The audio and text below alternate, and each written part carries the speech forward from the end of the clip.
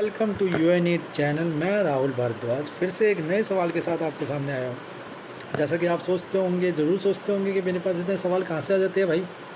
तो मैं आपको बताना चाहूँगा कि मैं एक एनजीओ से जुड़ा हुआ हूँ दोस्तों, जिसके थ्रू मैं कुछ ऐसे मैटर सॉल्व करने जाता हूँ जिसमें प्रॉपर्टी से रिलेटेड, लव, या फिर कानून की कुछ मिसयूज़ होना, या फिर ऑफिस में बॉस से परेशान होना, या किसी भी तरह के जो एक लड़की या लड़के को परेशानी में डाल सकते हैं, हमारी एनजीओ के थ्रू उनको हेल्प की जाती है।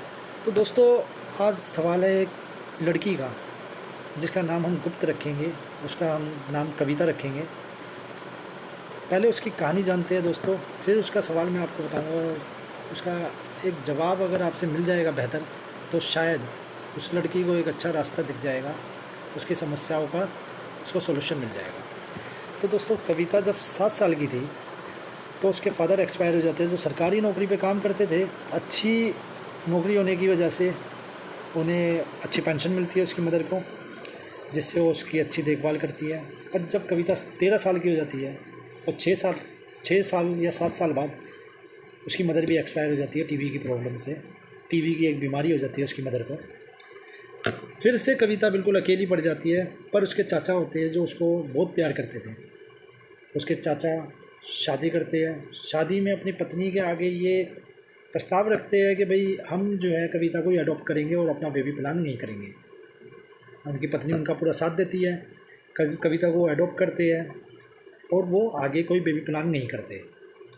कविता आज 26 साल की हो गई है दोस्तों। 13 साल की उम्र से आज 26 साल, यानी कि 13 साल उसके चाचा और चाची उसको इतना प्यार करते हैं जितना एक सगे माँ बाप नहीं करते। सारी फैसिलिटी के साथ उसको पाला है, उसको सपोर्ट किया है, अच्छी स्टडी है, अच्छी एजुकेशन दी है।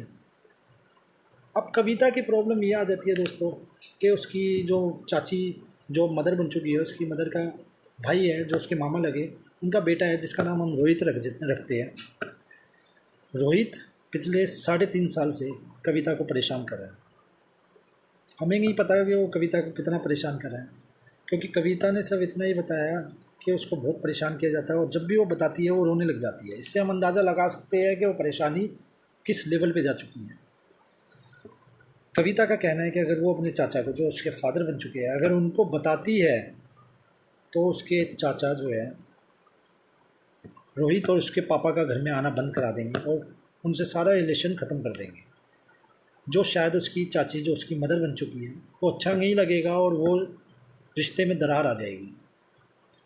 जबकि हमारी एनजीओ के थ्रू या मेरे थ्रू उसको समझाया गया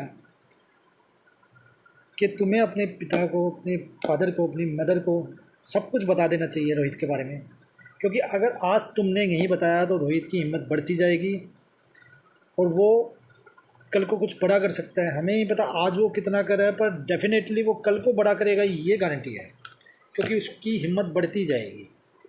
वो श्योर हो जाएगा कि मुझे रोकने टोकने वाला कोई नहीं है। तो अगर इसके चाचा चाची को उसने नहीं बताया तो उसके चाचा चाची की भी यही कंप्लेंट होगी कि तुमने हमें क्यों नहीं बताया। अगर हम तुम्हें बेटी मानते तो तुमने अपना माँ बाप हमें क्यों नहीं माना।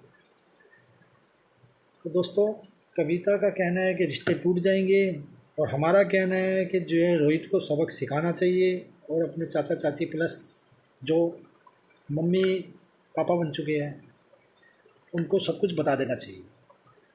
दोस्तों, प्लीज़ कमेंट में आप बताइए, आप सुझाव दीजिए कि कविता को क्या कहना चाहिए, रोहित के खिलाफ़ एक्शन लेना चाहिए या नहीं लेना चाहिए, या शांति से टाइम को बिताना चाहिए।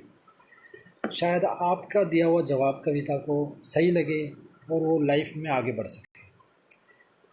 फिर मिलते हैं एक नए सवाल के साथ। नमस्कार।